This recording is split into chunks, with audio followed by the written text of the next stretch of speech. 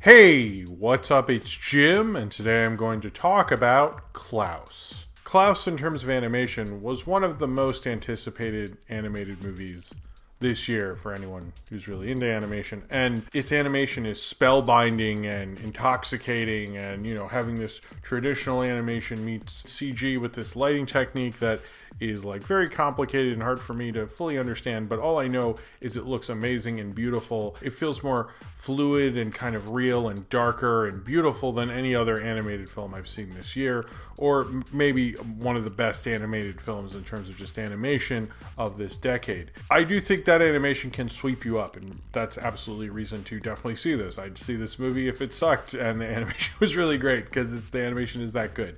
But I think Klaus is probably one of the more recent Christmas classics that I've seen that takes on a lot, as this is a kind of Santa Claus origin story, or Santa Claus Begins, or, Santa Claus X-Men Origins, Wolverine. Wait, that doesn't work. I kind of think that's part of the film that maybe is either the weakest or the thing that I don't really remember this movie for. Because when I think of this movie, I think of, obviously, the animation, because I said that, and the characters, what it says about Christmas, and what it says about your intentions on even doing Christmas. I think some of the best Christmas movies, whether it's a Wonderful Life or A Christmas Story, or maybe Die Hard, although they are about other things and Christmas is part of them, they're definitely about understanding your morals through this holiday, so maybe not Die Hard. And I think Klaus goes within that tradition, because you have this character of Jasper who is very selfish and, he's very spoiled, I'd say. He's only doing the postmaster thing because his father made him, but he's not necessarily getting a job of any kind. And he is kind of sent to this faraway island to set up a postal service, because he's been trained to be a postmaster for so long. So he's like, I'll just send you off and you make a post office in this region. You have this many stamps or something. And after that, you can come back and, get your money. If not, then you have no money. You're cut off from your inheritance. This town is feuding with one another because there's two factions of the town that are split up, and they're always fighting. There's even a bell to start a brawl every day. And because they care so much about hatred and fighting, their children don't even have a schoolhouse. They don't even use the post office, because why would they need to? Because they all fucking hate each other. Although, couldn't you just have post offices on either side? So wouldn't you actually need double the post offices? They would just have more limited distribution. But whatever, they don't get into that. Because wouldn't you want to tell the people on your side stuff? I mean, you didn't hate the people on your side. You just hate the people on the other side. So there's still people you wanted to communicate with. But regardless, let's let go of that. He basically needs to find a way to set up a post office, and after he finds out he's been to everywhere to try to get someone to mail something, he finds out that there's a woodsman, and he goes out there and kind of discovers he makes all of these toys. His name is Klaus, when just happenstance he has a drawing from a child, and Klaus decides to give that child a toy, kind of setting up a Santa Claus type situation where children are writing him letters and he will give them toys. At first it starts changing around the community, and because of his actions he actually saves the town, even though he's doing it and starting to set up this thing for selfish reasons. It's kind of funny. He's setting up this thing through almost being hey kid, come on, you want some toys and stuff, like a creepy drug dealer or something, and that's very funny. He is doing it for selfish reasons, but it turns into something very good. I think this film overall is sort of about he is the main factor of all of this happening. And yeah, he did do this for a pretty selfish reason, which was to continue to be a spoiled brat, but ultimately is what he did good, even though he was selfish. And I think this film really examines that and gets into it to the point where you almost feel like you sort of know the answer anyway when the film has to really confront it, but whatever. I did notice, and a lot of people have noticed, that there's a certain similarity between Jasper, the spoiled postman, who I should have mentioned the name of more, and the guy from Emperor's New Groove, Sergio Pablos, who directed this film, although he worked at Disney in the later 90s and eventually with Blue Sky and Illumination. He actually did not work on Emperor's New Groove, which I kind of thought, hey, maybe he did, because he was in that era basically, but he did not, unless very loosely. But there is a certain similarity to that.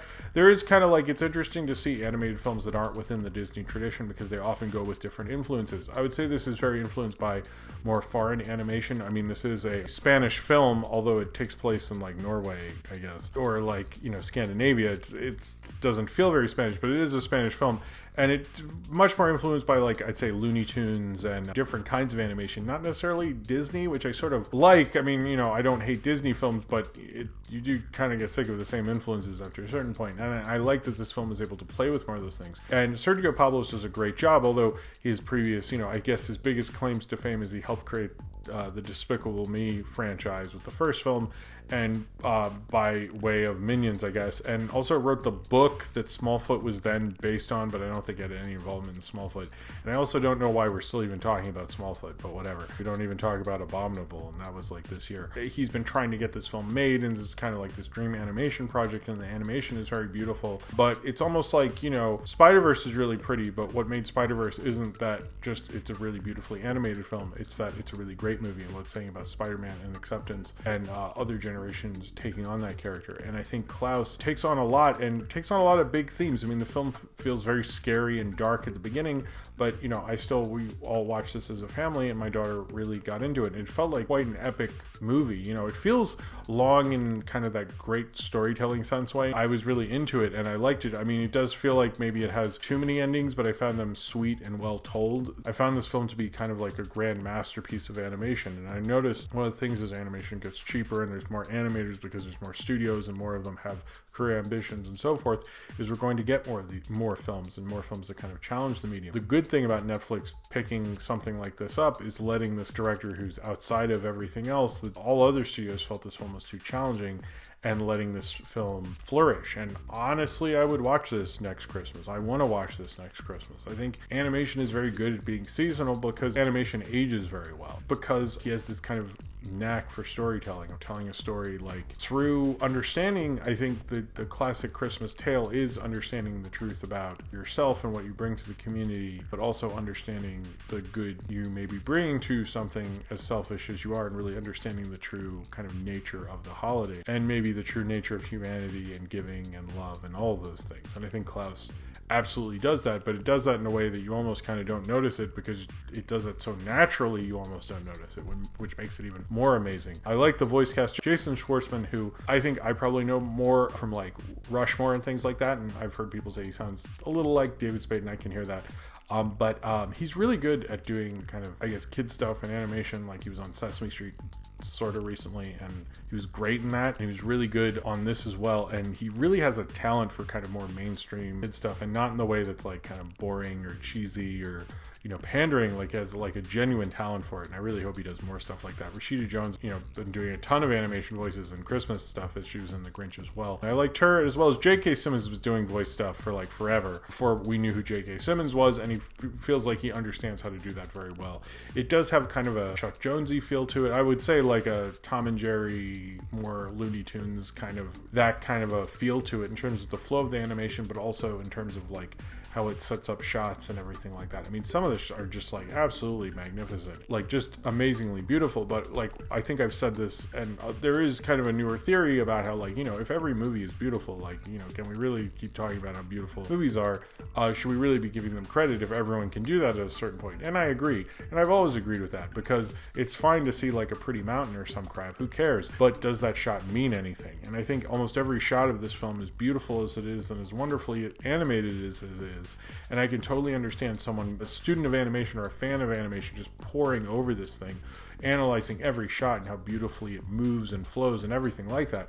But because those frames and those shots are able to tell such a magnificent story, it's able to say so much more. Sure, we've been wanting to see this because of the animation for all this time, but what I think they're really able to do with this film is use this animation to be this amazing storytelling tool, to tell like a really great story about like how Jasper was able to bring all these people together and, quote unquote, start Santa Claus or something. I kind of really like that about this film. I think of this more of the film about Jasper and his selfless kind of gift to the world, rather than, a story about the origin of Santa Claus. I mean, that's like there and stuff, but it almost feels like the story in itself is more of what would maybe be the tagline that sort of drags you in after having seen it. I really like this film. I think it's one of the more modern Christmas classics if I've ever seen one. You know, I do think maybe some of the origin Santa Claus stuff might be a little lame or something, but I honestly feel like any real problems with this film are essentially very minor. The power of this film is so much greater than that you fall in love with it so quickly. It feels like the kind of animation you almost like dream of, the things that this medium can really do. And I think Klaus is ready to do that.